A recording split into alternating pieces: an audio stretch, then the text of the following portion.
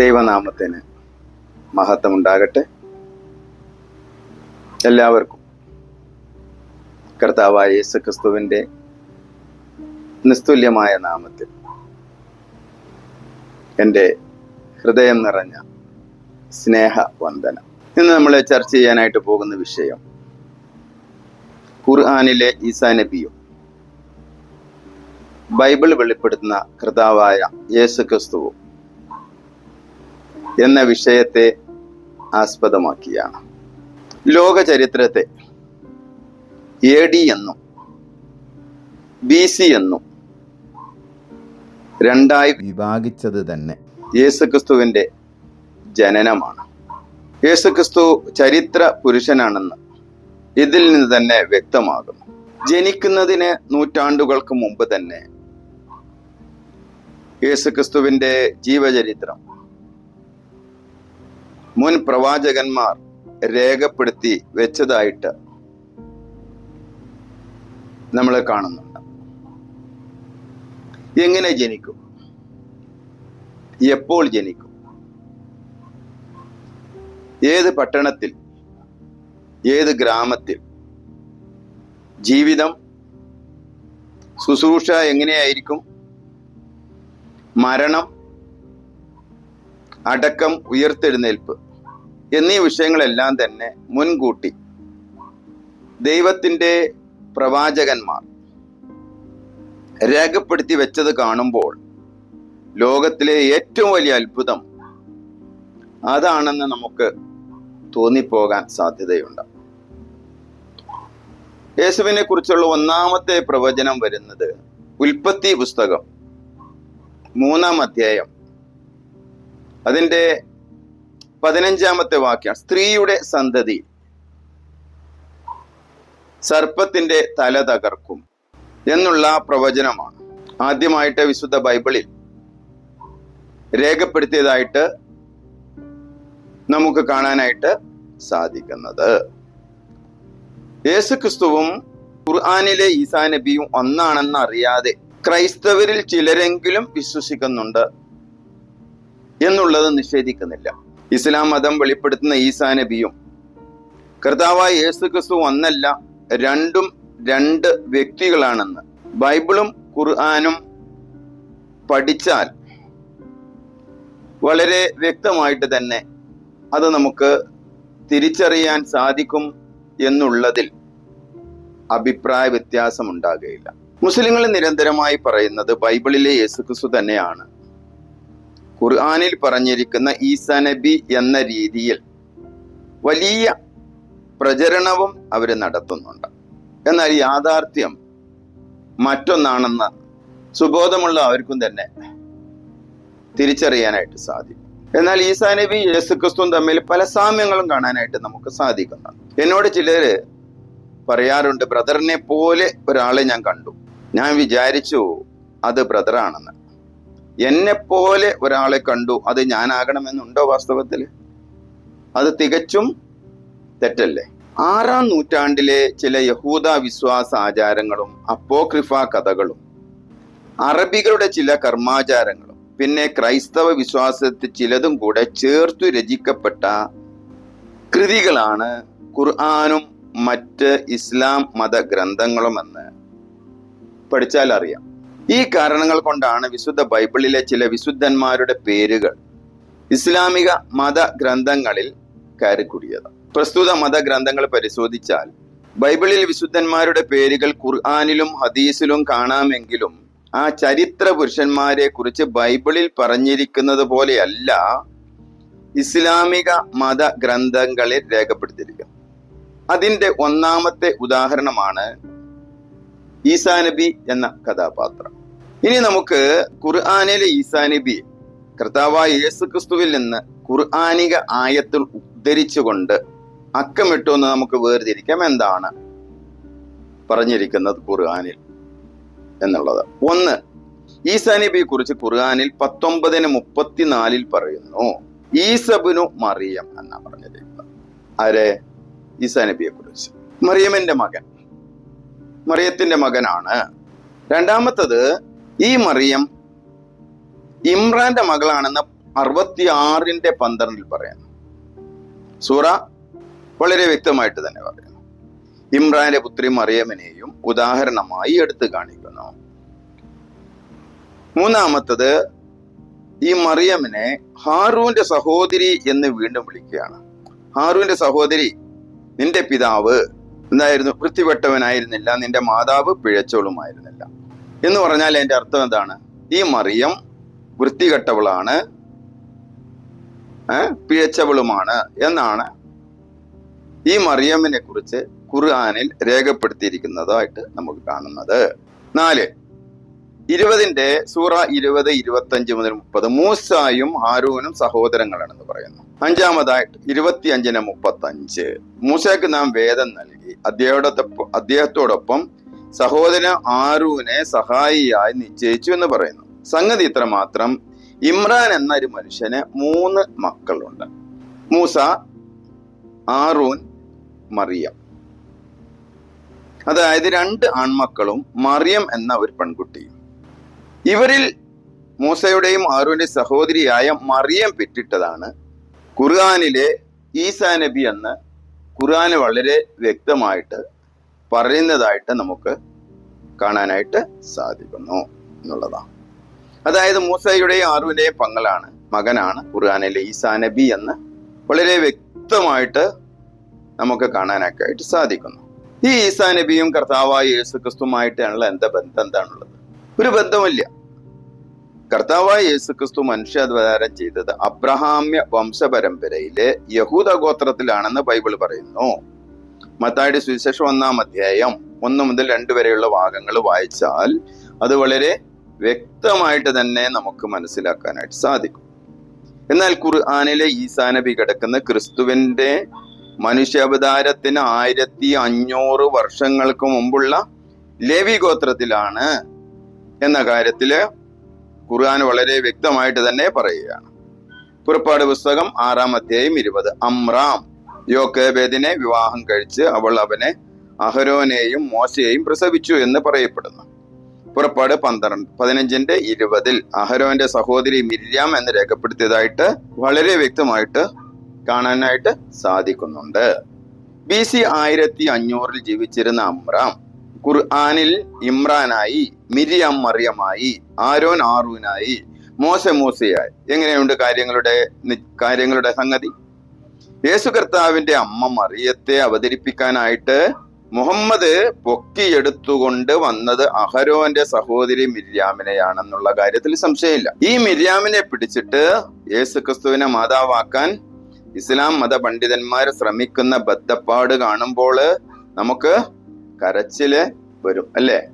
അതാണ് കർത്താവായ യേശു ക്രിസ്തുമായി ഖുർആനിൽ ഈസാ നബിക്ക് യാതൊരു ബന്ധവുമില്ലെന്ന് നമുക്ക് വളരെ വ്യക്തമായിട്ട് ഖുർആന്റെ അടിസ്ഥാനത്തിൽ തന്നെ മനസ്സിലാക്കാനായിട്ട് സാധിക്കുകയാണ്. ലോകരക്ഷകനായി അവതരിച്ച യേശു ക്രിസ്തുവിന്റെ അടുത്ത് വരാൻ പോലും യോഗ്യത ഖുർആനിൽ ഈസാ നബിക്കില്ല എന്നുള്ള കാര്യം പഠിക്കുന്ന ഏതൊരു വ്യക്തിക്കും മനസ്സിലാക്കാനായിട്ട് സാധിക്കും. മുഹമ്മദിന് പിശാച് ബാധിച്ച സമയം സുബോധമില്ലാതെ എന്തൊക്കെയോ മുഹമ്മദ് എഴുതി വെച്ചു എന്ന് വേണം നമുക്ക് കരുതാനായിട്ട്. അദ്ദേഹത്തിന് സ്വബോധമില്ലായിരുന്നു എന്നുള്ള കാര്യം തന്റെ ഭാര്യ തന്നെ പറയുന്നുണ്ട്. അപ്പൊ അവിടുന്ന് ഇവിടുന്നൊക്കെ കോപ്പി അടിച്ചപ്പോൾ പറ്റിയതായ അബദ്ധങ്ങള് വളരെയാണെന്നുള്ള കാര്യത്തില് യാതൊരുവിധ സംശയം ഉണ്ടാകുമെന്ന് തോന്നുന്നില്ല. തീർന്നില്ല, ഇനിയുമുണ്ട് ഈസാ നബിയെ സംബന്ധിച്ചുള്ള വിശേഷങ്ങൾ. സമയം അനുവദിക്കുന്നില്ല കൂടുതലായിട്ട് നമുക്ക് ഈ വിഷയത്തിലേക്ക് കടക്കാനായിട്ട്. ദൂതൻ അവളോട് പറഞ്ഞു, മറിയമേ, നീ ഭയപ്പെടേണ്ട, ദൈവസന്നിധിയിൽ നീ കൃപ കണ്ടെത്തിയിരിക്കും. നീ ഗർഭം ധരിച്ച ഒരു പുത്രനെ പ്രസവിക്കും, നീ അവന് യേശു എന്ന് പേരിടണം. വളരെ വ്യക്തമായിട്ട് ദൈവദൂതന്റെ പ്രസ്താവന നമുക്ക് കാണാനൊക്കെ സാധിക്കും. പിന്നീട് പറയുന്ന അവന് വലിയവനായിരിക്കും, അത്യുന്നതന്റെ പുത്രൻ എന്ന് വിളിക്കപ്പെടും, അവന്റെ പിതാവായ ദാവീദിന്റെ സിംഹാസനം ദൈവമായ കർത്താവ് അവന് കൊടുക്കും, യാക്കോബിന്റെ ഭവനത്തിന്മേൽ അവൻ എന്നേക്കും ഭരണം നടത്തും, അവന്റെ രാജ്യത്തിന് അവസാനം ഉണ്ടാകുകയില്ല. മറിയം ദൂതനോട് പറഞ്ഞു, ഇതെങ്ങനെ സംഭവിക്കും? ഞാൻ ഈ പുരുഷനെ അറിയുന്നില്ലല്ലോ. ദൂതൻ മറുപടി പറഞ്ഞു, പരിശുദ്ധാത്മാവ് നിന്റെ മേൽ വരും, അത്യുന്നതന്റെ ശക്തി നിന്റെ മേൽ ആവസിക്കും, ആകയാൽ ജനിക്കാൻ പോകുന്ന ശിശു പരിശുദ്ധൻ ദൈവപുത്രൻ എന്ന് വിളിക്കപ്പെടും. വളരെ വ്യക്തമായിട്ട് തന്നെ ദൂതന്റെ പ്രസ്താവന നമുക്ക് കാണാനായിട്ട്. മറിയം പറഞ്ഞു, ഇതാ കർത്താവിന്റെ ദാസി, നിന്റെ വാക്ക് എന്നിൽ നിറവേറട്ടെ. അപ്പോൾ ദൂതൻ അവളുടെ മുമ്പിൽ നിന്ന് മറഞ്ഞു. ലൂക്കോസിന്റെ സുവിശേഷം 1-ാം അധ്യായം 30 മുതൽ 38 വരെയുള്ള ഭാഗങ്ങളിൽ വളരെ വ്യക്തമായി അതിനെക്കുറിച്ച് രേഖപ്പെടുത്തിയായിട്ട് കാണാൻ കഴിയും. ഒന്നാമത് കന്യകാജനനം. യേശു കന്യകയിൽ നിന്ന് ജനിച്ചു എന്ന് വിശുദ്ധ ബൈബിൾ വളരെ വ്യക്തമായിട്ട് അസന്നിഗ്ധമായി പ്രസ്താവിക്കുന്നതായിട്ട് നമുക്ക് കാണാനായിട്ട് സാധിക്കും. പക്ഷേ വിവാഹിതയായിരുന്നു എന്നാണ് കാണുന്നത്, അല്ലെ? ഈസാ നബിയുടെ അമ്മ അവിവാഹിതയായിരുന്നു, കന്യകയായിരുന്നു എന്ന് ഖുർആൻ വ്യക്തമായിട്ട് പറയുന്നില്ല കേട്ടോ. ഈസാ നബിയുടെ ജനനത്തെ പറ്റി ഖുർആനിൽ 4 ഭാഗത്ത് പറയുന്നുണ്ടെങ്കിലും വ്യത്യസ്തമായ രീതിയിലാണ് രേഖപ്പെടുത്തി. ഒരിക്കൽ ഒരു ഭാഗത്ത് പറഞ്ഞതുപോലെയല്ല മറുഭാഗത്ത് പറഞ്ഞിരിക്കുന്നത്. അതിൽ നിന്ന് വ്യത്യസ്തങ്ങൾ നമുക്ക് കാണാനായിട്ട് സാധിക്കും. നമുക്കതൊന്ന് പരിശോധിച്ചു നോക്കാം. സൂറ 3-ന്റെ 42, 47, 19-ന്റെ 16 മുതൽ 34, 21-ന്റെ 91, 66, 12. അത് നമുക്ക് ഓരോന്നായിട്ട് നമുക്ക് പരിശോധിക്കാം. അവൾ മറിയം പറഞ്ഞു, എന്റെ രക്ഷിതാവേ, എനിക്ക് എങ്ങനെയാണ് കുട്ടി ഉണ്ടാകുക? എന്നെ ഒരു മനുഷ്യനെ സ്പർശിച്ചിട്ടില്ലല്ലോ. അള്ളാഹു പറഞ്ഞു, അങ്ങനെ തന്നെയാകുന്നു. താൻ ഉദ്ദേശിക്കുന്നത് അള്ളാഹു സൃഷ്ടിക്കുന്നു. അവനൊരു കാര്യം തീരുമാനിച്ചു കഴിഞ്ഞാൽ അതിനോട് ഉണ്ടാകൂ എന്ന് പറയുക മാത്രം ചെയ്യുക, അപ്പോൾ അതുണ്ടാകും. ഈസാ നബി ജനിച്ചതിനെ കുറിച്ച് ഇവിടെ 1-ാമത്തെ സൂറയിൽ പറയുകയാണ്. ഉണ്ടാകൂ എന്ന് പറഞ്ഞപ്പോൾ ഉണ്ടായോ വാസ്തവത്തിൽ? അതിലുള്ള വ്യത്യാസങ്ങൾ നമുക്ക് കാണാനായിട്ട് സാധിക്കും. 19-ന്റെ പടി, എന്നിട്ട് അവർ കാണാതിരിപ്പാൻ അവൾ ഒരു മറയുണ്ടാക്കി. അപ്പോൾ നമ്മുടെ ആത്മാവിനെ, ജിബ്രീലിനെ, നാം അവളുടെ അടുത്തിലേക്ക് നിയോഗിച്ചു. അങ്ങനെ അദ്ദേഹം അവളുടെ മുമ്പിൽ തികഞ്ഞ മനുഷ്യരൂപത്തിൽ പ്രത്യക്ഷപ്പെട്ടു. എന്തിനാണ് അങ്ങനെ പ്രത്യക്ഷപ്പെട്ട മനുഷ്യരൂപത്തിൽ? ഇത് തന്നെ ഇതിൽ നിന്ന് എന്താണ് നമുക്ക് മനസ്സിലാക്കാനായിട്ട് കഴിയുന്നത്? നിങ്ങളെ ചിന്തിച്ചാൽ മനസ്സിലാക്കാൻ. 3-ാമത്തത്, തന്റെ ഗൂഹ്യസ്ഥാനം സൂക്ഷിച്ച മറിയം, ഒരുവളെ മറിയം ഓർക്കുക. അങ്ങനെ അവളിൽ നമ്മുടെ ആത്മാവിൽ നാം ഊതുകയും അവളെയും അവളുടെ മകനെയും നാം ലോകർക്ക് ദൃഷ്ടാന്തമാക്കി വെക്കുകയും ചെയ്തു. 3-ാമത്തേത് വ്യത്യസ്തമായ ഒന്ന്. 66-ന്റെ 12-ൽ പറയുന്നു, തന്റെ ഗുഹ്യസ്ഥാനം കാത്തു സൂക്ഷിച്ച ഇമ്രാമിന്റെ മകളായ മറിയമിനെയും ഉപമയായി എടുത്ത് കാണിച്ചിരിക്കും. അപ്പോൾ നമ്മുടെ ആത്മചൈതന്യത്തിൽ നിന്ന് നാം അതിൽ ഊതുകയുണ്ടായി. 4 ഭാഗത്ത് 4 രീതിയിലാണ്. ഇവിടെ പറയുന്ന എന്താണ്? അവളുടെ ഫർജ്. ഫർജ് എന്ന് പറഞ്ഞ സ്ത്രീകളെ യോനിക്കുക. ഫർജ് എന്ന് പറയുന്ന അറബിയിൽ. ഈ ഫർജിൽ അള്ളാഹു ചെന്നിട്ട് തന്റെ ആത്മാവിൽ ഊതിയപ്പോഴാണ് ഈസാ നബി ജനിച്ചതെന്ന് പറയുന്നു. ഉണ്ടാകട്ടെ എന്ന് പറഞ്ഞപ്പോൾ ഉണ്ടായി എന്നൊരു ഭാഗത്ത്, തികച്ചും മനുഷ്യരൂപത്തിൽ ഒരു ദൂതൻ പ്രത്യക്ഷപ്പെട്ടതാണെന്ന മറ്റൊരു ഭാഗത്ത്, പല രീതിയിലാണ് 4 ഭാഗത്താണ് ഇതിനെക്കുറിച്ച് പറയുന്നെങ്കിലും 4 രീതിയിലാണ് രേഖപ്പെടുത്തിയതായിട്ട് നമ്മൾ കാണുന്നത്. ഇവിടെ ഇതാ പറയുന്നു 66-ന്റെ 12, അള്ളാഹു അവളുടെ ഫർജിൽ ഊതി തന്റെ ആത്മാവിൽ ചെന്ന്, അങ്ങനെയാണ് ഈസാ നബി ഉണ്ടായത്. ഇതെല്ലാം നമുക്ക് വ്യത്യസ്തമായ അഭിപ്രായങ്ങൾ. മനസ്സിലായോ? ഉണ്ടാകട്ടെ എന്ന് പറഞ്ഞു ഉണ്ടായോ? മലക്ക് തികഞ്ഞ പുരുഷരൂപത്തിൽ പ്രത്യക്ഷപ്പെട്ടോ? നമ്മുടെ ആത്മാവിൽ നിന്ന് ഊതുകയോ? ഗുഹ്യസ്ഥാനത്ത് ഊതിയോ? എന്നീ കാര്യങ്ങളെ കുറിച്ചുള്ള അവ്യക്തത വളരെ വ്യക്തമായിട്ട് തന്നെ മനസ്സിലാക്കാനായിട്ട് കഴിയുന്നു. അതുപോലെ തന്നെ മറ്റൊരു കാര്യം, ഖുർആനിലെ ഈസ കേവലം ഒരു പ്രവാചകൻ മാത്രമാണെന്ന് ഖുർആനും മറ്റ് ഇസ്ലാമിക ചരിത്ര ഗ്രന്ഥങ്ങളും വായിച്ചാൽ അറിയാനൊക്കെ സാധിക്കും. ഈസാ നബിയും യേശുവും ഒന്നാണ് എന്ന് ഖുർആൻ പറയാൻ കാരണം വാസ്തവത്തിൽ ഖുർആന്റെ നിലനിൽപ്പിന് വേണ്ടി തന്നെയാണ്. മുഹമ്മദ് ഒരു പ്രവാചകനാകണമെങ്കിൽ പ്രവാചകന്മാരുടെ പിൻബലം ആവശ്യമാണ്. അപ്പൊ അതിനു വേണ്ടിയാണ് എവിടുന്നൊക്കെയോ എന്തൊക്കെയോ എഴുതി പിടിപ്പിച്ച് മുഹമ്മദ് വിട്ടത് എന്നുള്ള കാര്യത്തില് സംശയമില്ല. ഈസാ നബിയും കർത്താവായ യേശുക്രിസ്തു ഒന്നല്ല എന്ന് ക്രൈസ്തവര് പറഞ്ഞാലും വാസ്തവത്തിൽ എന്ത് ചെയ്യത്തില്ല? മുസ്ലിങ്ങള് പിന്മാറില്ല. അതിന്റെ കാരണം എന്താണ്? മുഹമ്മദിന്റെ പ്രവാചകത്വം വാസ്തവത്തിൽ തെളിയിക്കണമെങ്കിൽ ഇങ്ങനെയൊക്കെയുള്ളതായ കാര്യങ്ങള് വേണം. അതുകൊണ്ടാണ് എന്നുള്ള കാര്യം വളരെ വ്യക്തമായിട്ട് നമുക്ക് എന്ത് ചെയ്യാൻ പറ്റും? മനസ്സിലാക്കാനായിട്ട് പറ്റും എന്നുള്ള കാര്യത്തില് സംശയമില്ല. ഇനി നമുക്ക് ബൈബിളിൽ യേശുക്രിസ്തു ആരാണെന്ന് പരിശോധിച്ചു നോക്കാം. 1, യേശു എന്ന പദത്തിനർത്ഥം രക്ഷകനായ യാഹ്വേ എന്നാണ്. ലൂക്കോസിന്റെ സുവിശേഷം 2-ന്റെ 11, 31 വാക്യങ്ങളും മത്തായിയുടെ സുവിശേഷം 1-ാം അധ്യായം അതിന്റെ 21 കൂടെ വായിച്ചാൽ, അവൻ അവരുടെ പാപങ്ങളിൽ നിന്ന് രക്ഷിക്കാനിരിക്കുന്നത് കൊണ്ട് ഇനി അവന് യേശു എന്ന് പേരിടണം. കർത്താവായ യേശു ക്രിസ്തു ഈ ഭൂമിയിലേക്ക് മനുഷ്യനായി അവതരിച്ചത് തന്നെ മനുഷ്യന്റെ പാപങ്ങൾക്ക് പരിഹാരം നൽകുവാനാണെന്ന് വിശുദ്ധ ബൈബിൾ വളരെ വ്യക്തമായി രേഖപ്പെടുത്തിയതായിട്ട് നമ്മൾ കാണുന്നുണ്ട്. യോഹന്നാന്റെ സുവിശേഷം 1-ാം അധ്യായത്തില് പറയുന്നത്, ആദിയിൽ വചനം ഉണ്ടായിരുന്നു, വചനം ദൈവത്തോട് കൂടെയായിരുന്നു, വചനം ദൈവമായിരുന്നു. അതിന്റെ 14-ാമത്തെ വാക്യത്തിൽ വചനം ജഡമായി തീർന്നു. എന്തിനു വേണ്ടിയാണ് ദൈവം മനുഷ്യനായി അവതരിച്ചത്?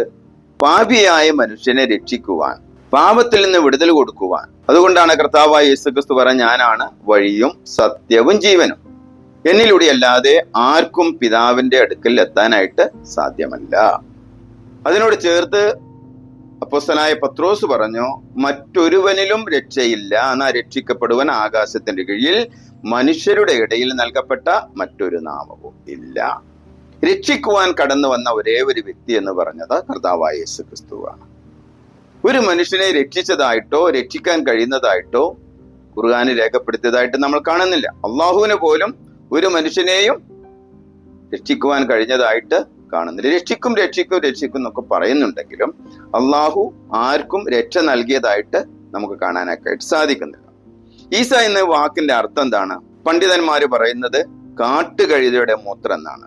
അപ്പോ കാട്ടുകഴുതയുടെ മൂത്രവും രക്ഷകനായ യാഹ്വയും തമ്മിൽ എന്താണ് ബന്ധം? ഒരു വ്യക്തിയാണെന്ന് പറയാൻ പറ്റുമോ? ഇല്ല. രണ്ടാമതായിട്ട് യേശു ദൈവമാണെന്ന് ഫിലിപ്പിയ ലേഖനം 2-ാം അധ്യായം 6 മുതൽ 8 വരെയുള്ള ഭാഗങ്ങൾ വായിക്കുമ്പോഴും യോഹന്നാൻ 1:18 വായിക്കുമ്പോൾ വളരെ വ്യക്തമായിട്ട് യേശു ആരാണ്? ദൈവമാണ്. എന്നാൽ ഖുർആനിൽ ഈസ ആരല്ല? ദൈവമല്ല. മൂന്നാമത്തത്, യേശു ദൈവത്തിന്റെ അവതാരമാണെന്നാണ് പറയുന്നത്. വിശുദ്ധ ബൈബിള് പറയുന്നതാണ്. ദൈവപുത്രൻ ഫിലിപ്പിയർ 2:6, യോഹന്നാന്റെ സുവിശേഷം 1:14 ഇതിലെല്ലാം വായിക്കുമ്പോൾ യേശു കർത്താവ് ദൈവത്തിന്റെ മനുഷ്യ അവതാരമാണെന്ന് വളരെ വ്യക്തമായിട്ട് തന്നെ വിശുദ്ധ ബൈബിളില് രേഖപ്പെടുത്തിയതായിട്ട് കാണുന്നുണ്ട്. നാലാമത്, യേശു ക്രിസ്തു ക്രൂശിക്കപ്പെട്ടു. മത്തായിയുടെ സുവിശേഷം 27-ാം അധ്യായം 35 മുതലുള്ള ഭാഗം വായിക്കുകയാണെങ്കിൽ, കർത്താവായ യേശു ക്രിസ്തുവിന്റെ കുരിശുമരണം, കർത്താവായ യേശു ക്രിസ്തു ഈ ഭൂമിയിൽ മനുഷ്യനായി അവതരിക്കുന്നതിന് നൂറ്റാണ്ടുകൾക്ക് മുമ്പ് തന്നെ മുൻ പ്രവാചകന്മാർ യേശു കർത്താവിന്റെ കുരിശുമരണം എപ്പോൾ, എങ്ങനെ, ഏത് രീതിയിൽ നടക്കുമെന്ന്, ഏത് മണിക്കൂറിൽ നടക്കുകയാണെന്നൊക്കെ ഉള്ളതായ വളരെ വ്യക്തമായ ചരിത്രങ്ങള് രേഖപ്പെടുത്തിയിട്ടുണ്ട്. 22-ാം സങ്കീർത്തനം, യെശയ്യാ പ്രവാചകന്റെ പുസ്തകം 53, അതുപോലെ തന്നെ ദാനിയേൽ പ്രവചനങ്ങളൊക്കെ വായിക്കുമ്പോൾ കർത്താവായ യേശു ക്രിസ്തു ഭൂമിയിലേക്ക് വന്നതിന് ശേഷം പറഞ്ഞുണ്ടായതല്ല, മറിച്ച് യേശു ക്രിസ്തു ജനിക്കുന്നതിന്റെ നൂറ്റാണ്ടുകൾക്ക് മുമ്പ് തന്നെ മുൻ പ്രവാചകന്മാര് വളരെ വ്യക്തമായിട്ട് രേഖപ്പെടുത്തി വെച്ചതായ കാര്യമാണ്. കർത്താവായ യേശു ക്രിസ്തുവിലൂടെയുള്ളതായ കുരിശുഭരണത്തിലൂടെയുള്ളതായ മനുഷ്യന് ലഭിക്കുന്ന ആത്മരക്ഷ. അഞ്ചാമതായിട്ട്, യേശു മരിച്ചവരിൽ നിന്ന് ഉയർത്തെഴുന്നേറ്റു എന്നാണ് വായിക്കുന്നത്. അപ്പോൾ ഉയർത്തെഴുന്നേറ്റു, ഇതൊന്നും ഖുർആനില് യേശു ക്രിസ്തു മരിച്ചിട്ടില്ല, മരിക്കാതെ ഉയരത്തിലേക്ക് പോയി. മരിക്കാത്ത ഒരു വ്യക്തിക്ക് എങ്ങനെ ഉയർത്തെഴുന്നേൽക്കാൻ പറ്റുന്നത്? മരിച്ചവർക്കല്ലേ ഉയർത്തെഴുന്നേൽക്കാനായിട്ട് പറ്റും. നൂറ്റാണ്ടുകൾക്ക് മുമ്പ് തന്നെ കർത്താവായ യേശു ക്രിസ്തുവിന്റെ ഉയർത്തെഴുന്നേൽപ്പിനെ കുറിച്ച് വളരെ വ്യക്തമായി, വളരെ വിശദീകരിച്ചു കൊണ്ട് തന്നെ വിശുദ്ധ ബൈബിളിൽ മുൻ പ്രവാചകന്മാരും തന്റെ ശിഷ്യന്മാരും രേഖപ്പെടുത്തിയതായിട്ട് കാണുന്നുണ്ട്. ആറാമതായിട്ട്, യേശു ക്രിസ്തു വെളിപ്പാടുകളുടെ പൂർണ്ണതയാണ്. കൊലോസ്യ ലേഖനം 1:15 മുതൽ 16 വരെയും 2:9, 1 യോഹന്നാൻ 1:18, 10:30 ഒക്കെ വായിക്കുമ്പോൾ, യോഹന്നാന്റെ സുവിശേഷം അതിൽ വായിക്കുമ്പോൾ വളരെ വ്യക്തമായിട്ട് മനസ്സിലാക്കുവാനായിട്ട് സാധിക്കും. ഏഴാമതായി, യേശു ക്രിസ്തു പാപം മോചിക്കുന്നവനാണ്. മർക്കോസിന്റെ സുവിശേഷം 2-ാം അധ്യായം, അതുപോലെ തന്നെ പല ഭാഗങ്ങളിലും, ഒരു ഭാഗത്ത് 2 ഭാഗത്തൊന്നല്ല, യേശു ക്രിസ്തു ആരാണ്? മനുഷ്യന്റെ പാപം മോചിച്ചു കൊടുക്കാനായിട്ട് വന്നവനാണെന്ന് വളരെ വ്യക്തമായിട്ട് രേഖപ്പെടുത്തിയതായിട്ട് നമ്മൾ കാണുന്നുണ്ട്. അപ്പോൾ ഖുർആനിൽ ഈസാ നബി ആരുടെയും പാപം മോചിച്ചു കൊടുത്തിട്ടുണ്ടോ? ഇല്ല. അള്ളാഹു പോലും ആരുടെയും പാപം എന്ത് ചെയ്തിട്ടില്ല? മോചിച്ചു കൊടുത്തിട്ടില്ല. മോചിച്ചു കൊടുക്കാനായിട്ട് കഴിയില്ല. മുഹമ്മദ് തന്നെ പാപിയായിരുന്നല്ലോ. അപ്പോൾ ആദ്യവും പിന്നീടും പാപം ചെയ്തു എന്നാ പറയുന്നത്. അത് മാത്രമല്ല, ഓരോ ദിവസവും 70-ലധികം പാപം ചെയ്ത് പൊറുക്കലിനെ തേടിയിരുന്നു മുഹമ്മദ് എന്ന് ചരിത്രങ്ങളിൽ രേഖപ്പെടുത്തിയിരിക്കുകയാണ്. അപ്പൊ പാപം മോചിക്കാൻ കഴിയുന്ന ഒരു വ്യക്തിയാണ് ആര്? കർത്താവായ യേശു ക്രിസ്തു എന്നുള്ളത് വളരെ വ്യക്തമായിട്ട് വിശുദ്ധ ബൈബിളിൽ രേഖപ്പെടുത്തിയിട്ട് നമ്മൾ കാണും. എട്ടാമതായിട്ട് യേശു ക്രിസ്തു ആണെന്ന് പറയുന്നത് ലൂക്കോസിന്റെ സുവിശേഷം 4:18 മുതൽ 21 വരെ യേശു രക്ഷകനാണ്, രക്ഷിക്കുവാൻ കഴിയുന്ന, മനസ്സിലായോ? പാപത്തിൽ നിന്നുള്ള രക്ഷ ഏതൊരു രീതിയിൽ രക്ഷിക്കാൻ കഴിയുന്ന വിശുദ്ധ ബൈബിൾ വായിക്കുന്ന ഏതൊരു വ്യക്തിക്കും അത് മനസ്സിലാക്കാനായിട്ട് എത്രമാത്രം രക്ഷകനാണ്. പുതിയ നിയമം വായിച്ചാൽ മാത്രം മതി. പുതിയ നിയമം വായിച്ചാൽ തന്നെ കർത്താവായ യേശു ക്രിസ്തു ചെയ്ത രക്ഷയെ കുറിച്ച് വളരെ വ്യക്തമായിട്ട്, പാപത്തിൽ നിന്നുള്ള രക്ഷ, രോഗത്തിൽ നിന്നുള്ള രക്ഷ, ശാരീരിക രക്ഷ, ആത്മരക്ഷ, ഇതെല്ലാം രക്ഷിക്കാൻ കഴിയുന്ന ഒരു വ്യക്തിയാണ്. മത്തായിയുടെ സുവിശേഷം 20:20 ലോക അവസാനത്തോളം ഞാൻ നിന്നോട് കൂടെ ഉണ്ടെന്ന് പറഞ്ഞു. 10-ാമത് യേശു അന്ത്യവിധിയിൽ സഭയെ മഹത്വീകരിക്കുന്ന, വിധിക്കുവാൻ കടന്നു വരുന്നതാണ്. കർത്താവ് താൻ ഗംഭീരനാദത്തോടും പ്രധാന ദൂതന്റെ ശബ്ദത്തോടും ദൈവത്തിന്റെ കാഹളത്തോടും കൂടെ സ്വർഗത്തിൽ നിന്ന് ഇനി ഇറങ്ങി വരും. ഇറങ്ങി വരുന്ന തന്നെ വിശ്വസിക്കുന്നവരെ ചേർക്കാനായിട്ട് കടന്നു. വിധിക്കുന്നത് കർത്താവായ യേശു ക്രിസ്തു ആണെന്ന് പറയുന്നുണ്ട്. 11-ാമതായിട്ട് യേശു ചരിത്ര പുരുഷനാണ്. ലൂക്കോസിന് 2:1 മുതൽ 7 വരെ എന്ന് വാക്കുക നമ്മൾ മുമ്പേ പറഞ്ഞു. യേശു ക്രിസ്തു ആരാണ്? ലോക ചരിത്രത്തെ തന്നെ AD എന്നും BC എന്ന് രണ്ടായി തിരിച്ചുകൊണ്ട് ചരിത്രം കർത്താവായ യേശു ക്രിസ്തു ആണെന്നുള്ള കാര്യത്തില് യാതൊരു വിധമായ സംശയം ഉണ്ടെന്ന് തോന്നുന്നില്ല. 12-ാമത്തെ യേശു പുൽക്കൂട്ടിൽ ജനിച്ചു എന്ന് പറയുന്നുണ്ട്. ലൂക്കോസിന്റെ 2:7 അതാണ് നമ്മൾ വായിക്കുന്നത്. 13-ാം സത്യദൈവത്തെ പറ്റി പഠിപ്പിക്കുക. ദൈവത്തെ മനുഷ്യനെ വെളിപ്പെടുത്തി കൊടുക്കുന്നത് തന്നെ എന്താണ്? ദൈവം മനുഷ്യനായി അവതരിച്ച ആരാണ് ദൈവം, ഏതൊക്കെ രീതിയിലാണ് പ്രവർത്തിക്കുന്നതൊക്കെയുള്ള കാര്യം പഠിപ്പിച്ച കാര്യങ്ങൾ മർക്കോസിന് സുവിശേഷം 12:29 മുതൽ 30 വരെയുള്ള ഭാഗങ്ങൾ വായിക്കുമ്പോൾ വളരെ വ്യക്തമായിട്ട് തന്നെ നമുക്കത് കാണാനൊക്കെ ആയിട്ട്. 14 തന്നെ ദൈവിക ശക്തിയാൽ അത്ഭുതങ്ങളെ പ്രവർത്തിച്ചു, മരിച്ചവരെ ഉയർത്തി, രോഗികൾക്ക് സൗഖ്യം നൽകി, പാപം മോചിച്ചു കൊടുത്തു, മനുഷ്യന്റെ സകല പ്രശ്നങ്ങൾക്കും ആഹാരമില്ലാത്തവർക്ക് ആഹാരം നൽകി അനുഗ്രഹിച്ചു. അതൊക്കെ ആയിട്ട് നമുക്ക് കാണാനൊക്കെ ആയിട്ട് സാധിക്കുന്നുണ്ട്. മത്തായിയുടെ സുവിശേഷം 8:16 അതുപോലെ പുതിയ നിയമം 4 സുവിശേഷങ്ങളൊക്കെ വായിച്ചു കഴിഞ്ഞാൽ വളരെ വ്യക്തമായിട്ട് അതിനെക്കുറിച്ചുള്ള വിശദീകരണങ്ങൾ നമുക്ക് കാണാനൊക്കെ ആയിട്ട് സാധിക്കും. 15 അനേക പ്രവചനങ്ങൾ നടത്തി. മത്തായിയുടെ സുവിശേഷം 17:23 നമുക്ക് കാണാനായിട്ട് സാധിക്കുന്നു. 18 ഉയർന്ന ധാർമ്മികത പുലർത്തിയതായിട്ട് നമുക്ക് കാണാനൊക്കെ ആയിട്ട് സാധിക്കുന്നുണ്ട് കേട്ടോ. അതിലെ ശത്രുക്കളെ സ്നേഹിപ്പാനായിട്ട് പഠിപ്പിച്ചു. നിന്നെ പോലെ നിന്റെ അയൽക്കാളിനെയും എന്ത് ചെയ്യണം? സ്നേഹിക്കണം. ഖുർആനിൽ നിന്ന് വ്യത്യസ്തമായ മനസ്സിലായ സുവിശേഷം പ്രസംഗിച്ചു, സഭ സ്ഥാപിച്ചതായിട്ട്, സ്ത്രീകളെ സഹോദരിയായിട്ട് കാണുവാനായിട്ട് യോഹന്നാൻ 8:1 മുതൽ 11 വരെ ലൈംഗിക വിശുദ്ധി പഠിപ്പിച്ചു എന്നൊക്കെയുള്ളത് നമുക്ക് കാണാൻ സാധിക്കും. ആരാധന സ്വീകരിച്ചതായിട്ട് നമുക്ക് കാണാനായിട്ട് സാധിക്കും. മരിച്ചവരെ ഉയർപ്പിച്ചു. ഇനി വീണ്ടും വരുന്നതായ കാര്യങ്ങളെ കുറിച്ചൊക്കെ ഇന്നും ജീവിച്ചിരിക്കുന്ന ഒരു വ്യക്തിയാണ്. സ്വർഗത്തിലാണ് ജീവിക്കുന്നത്. എല്ലാ മനുഷ്യരും മരിച്ച് മൺമറഞ്ഞപ്പോൾ കർത്താവായ യേശു ക്രിസ്തു എവിടെയാണ് ഇന്നായിരിക്കുന്നെന്നുള്ളത് വളരെ വ്യക്തമായിട്ട് മനസ്സിലാക്കാനായിട്ട് സാധിക്കും. യേശു വഴിയും സത്യവും ജീവനുമാണ്. യേശുവിലൂടെ അല്ലാതെ മറ്റാർക്കും ദൈവരാജ്യത്തിൽ എത്തുവാനായിട്ട് സാധ്യമല്ല. യേശു സ്വർഗാരോഹണം ചെയ്തു, സ്വർഗത്തിലേക്ക് കടന്നുപോയി, പെന്തക്കോസ്ത് നാളിലെ പരിശുദ്ധാത്മാവിനെ അയച്ചു എന്നൊക്കെയുള്ളതായ കാര്യങ്ങള് വളരെ വ്യക്തമായിട്ട് നമുക്ക് വിശുദ്ധ ബൈബിളിലൂടെ കാണാനൊക്കെ ആയിട്ട് സാധിക്കും. ഇനി ഈസാ നബിയെ കുറിച്ച് ചില കാര്യങ്ങൾ നമുക്ക്. ഈസാ നബി ഒരു സാങ്കല്പിക കഥാപാത്രമാണ്. ബൈബിളിൽ പറഞ്ഞിരിക്കുന്നത് പോലെയുള്ളതായ കാര്യങ്ങളെല്ലാം എവിടെ പറഞ്ഞിരിക്കുന്നത്? ഖുർആനിൽ ഈസാ നബിയെ കുറിച്ച് പറഞ്ഞിരിക്കുന്നത്. ഈസാ നബി മറ്റു പ്രവാചകന്മാരെക്കാൾ, പ്രത്യേകിച്ച് മുഹമ്മദിനേക്കാൾ വളരെ താണ ഒരു വ്യക്തിയായിട്ടാണ് പറഞ്ഞിരിക്കുന്നത്. അതുപോലെ ഈസാ നബി ആരല്ല? ദൈവമല്ല. സൂറ 5:17. ഈസാ നബി ദൈവത്തിന്റെ അവതാരമല്ല. സൂറ 9:30. ഈസാ നബി ഉയർത്തെഴുന്നേറ്റിട്ടില്ല. 4:158. ഈസാ നബി വെളിപ്പാടുകളുടെ തിരസ്കരണം നടത്തുന്നു. സൂറ 5:17. ഈസാ നബി പാപം മോചിച്ചു കൊടുക്കാൻ കഴിയാത്തവനാണ്. 3:59. ഈസാ ക്രിസ്തു അല്ല. ഈസാ നബി രക്ഷകനല്ല. ഈസാ നബി സഭയെ നശിപ്പിക്കുന്നു. കുരിശ് ഇനി വീണ്ടും വരുന്ന എന്തിനാണ്? പന്നിയെ കൊല്ലാനും കുരിശ് തകർക്കാനും ആണ് ഈസാ നബി വീണ്ടും വരുന്നതെന്ന് ഹദീസ് ബുഖാരിയില് നമ്മള് വായിക്കുന്നുണ്ട്. അപ്പൊ ഈസാ നബി ചരിത്ര പുരുഷനല്ല. അങ്ങനെ പല കാര്യങ്ങളും ഈസാ നബിയെ കുറിച്ച് ഈസാ നബി ജനിച്ചത് ഈന്തപ്പനയുടെ ചുവട്ടിൽ എന്ന് പറയപ്പെടുന്നുണ്ട്. സൂറ 19:23 മുതൽ 25 വരെയുള്ള വാക്യങ്ങൾ.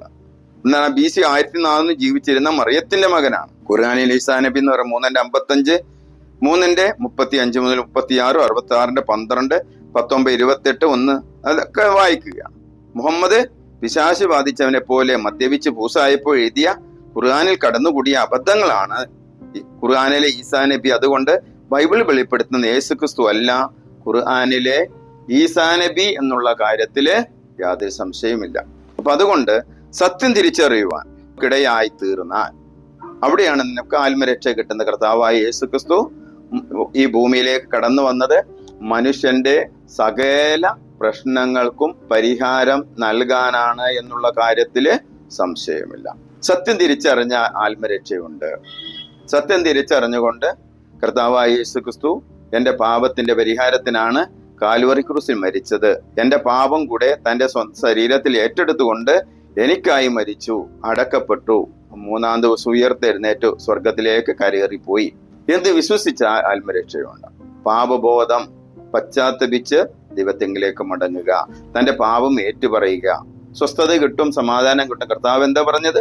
അധ്വാനിക്കുന്നവരും ഭാരം ചുമക്കുന്ന എല്ലാവരും എൻ്റെ അടുക്കൽ വരുവേൻ, ഞാൻ നിങ്ങളെ ആശ്വസിപ്പിക്കും. ആശ്വസിപ്പിക്കാൻ കഴിയുന്ന ഒരു വ്യക്തി. നിങ്ങളുടെ ജീവിതത്തിൽ സ്വസ്ഥതയില്ലേ? സമാധാനമില്ലേ? പ്രശ്നങ്ങൾക്ക് പരിഹാരം നിങ്ങൾക്ക് ആവശ്യമാണോ? കർത്താവായ യേശുക്രിസ്തു നിങ്ങളെ വിളിക്കുകയാണ്. കർത്താവിലേക്ക് കടന്നു വരിക. ആത്മരക്ഷയുണ്ട്, അവിടെ സന്തോഷം കിട്ടും. കർത്താവ് പറഞ്ഞ എൻ്റെ സമാധാനം ഞാൻ നിങ്ങൾക്ക് തന്നേച്ചു പോവുകയാണ്. അത് ലോകം തരുന്നത് പോലെയല്ല. നിങ്ങളെ രക്ഷിക്കുവാൻ, നിങ്ങളെ സഹായിപ്പാൻ, നിങ്ങൾക്ക് കൃപയും ശക്തിയും തരുവാൻ, നിങ്ങളെ പ്രശ്നങ്ങൾക്ക് പരിഹാരം നൽകി നിങ്ങളെ അനുഗ്രഹിപ്പാൻ ശക്തനായ ഒരു രക്ഷകനാണ് കർത്താവായ യേശുക്രിസ്തു. ആ രക്ഷകനെ നിങ്ങളുടെ ജീവിതത്തിലേക്ക് ക്ഷണിച്ചാൽ, കർത്താവായ യേശുവേ എൻ്റെ ഹൃദയത്തിലേക്ക് അങ്ങ് കടന്നു വരണമേ, എൻ്റെ തെറ്റുകളും കുറ്റങ്ങളും പാപങ്ങളും അങ്ങ് ക്ഷമിക്കുമാറാകണമേ, അവിടുത്തെ രക്തത്താൽ എന്നെ കഴുകണമേ എന്ന് നിങ്ങൾ പ്രാർത്ഥിച്ചാൽ, ആത്മാർത്ഥമായാണ് നിങ്ങൾ പ്രാർത്ഥിക്കുന്നതെങ്കിൽ, നിത്യജീവനെ തന്ന, ജീവിതത്തിൽ സ്വസ്ഥതയും സമാധാനം തന്ന് നിങ്ങളെ അനുഗ്രഹിപ്പാൻ കർത്താവായ യേശുക്രിസ്തു ശക്തനാണ് എന്ന് പറഞ്ഞുകൊണ്ട് പ്രാർത്ഥിച്ചുകൊണ്ട് അവസാനിപ്പിക്കുന്നു. ദൈവം എല്ലാവരെയും ധാരാളമായി അനുഗ്രഹിക്കട്ടെ, സഹായിക്കട്ടെ എന്ന് പറഞ്ഞ് അവസാനിപ്പിക്കുന്നു.